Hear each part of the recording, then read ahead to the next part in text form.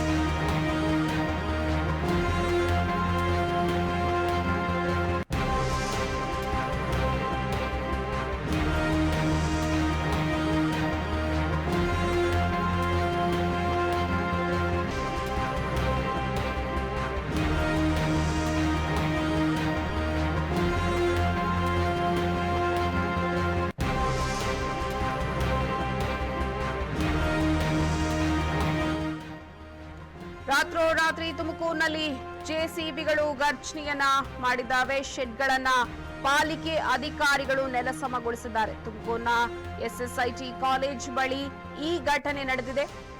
ಪೊಲೀಸರ ರಕ್ಷಣೆ ಪಡೆದು ಜೆಸಿಬಿಗಳ ಮೂಲಕ ತೆರವುಗೊಳಿಸಲಾಗಿದೆ. ನಡುರಾತ್ರಿ ಶೆಡ್ಗಳನ್ನ ಅಧಿಕಾರಿಗಳು ನೆಲಸಮಗೊಳಿಸಿದ್ದಾರೆ.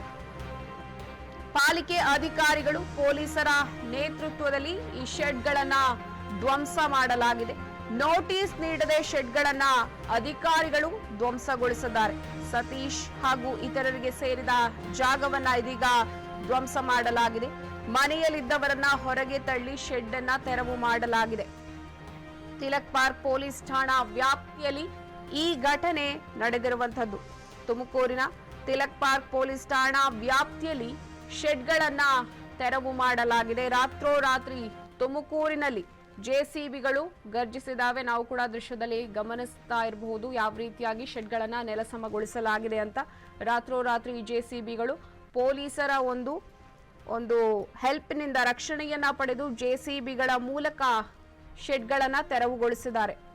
ತುಮಕೂರಿನ ಎಸ್ಎಸ್ಐಟಿ ಕಾಲೇಜ್ ಬಳಿ ಈ ಘಟನೆ ನಡೆದಿದೆ. ಪಾಲಿಕೆ ಅಧಿಕಾರಿಗಳು ಹಾಗೆಯೇ ಪೊಲೀಸರ ನೇತೃತ್ವದಲ್ಲಿ ಈ ಶೆಡ್ಗಳನ್ನ ಧ್ವಂಸಗೊಳಿಸಲಾಗಿದೆ.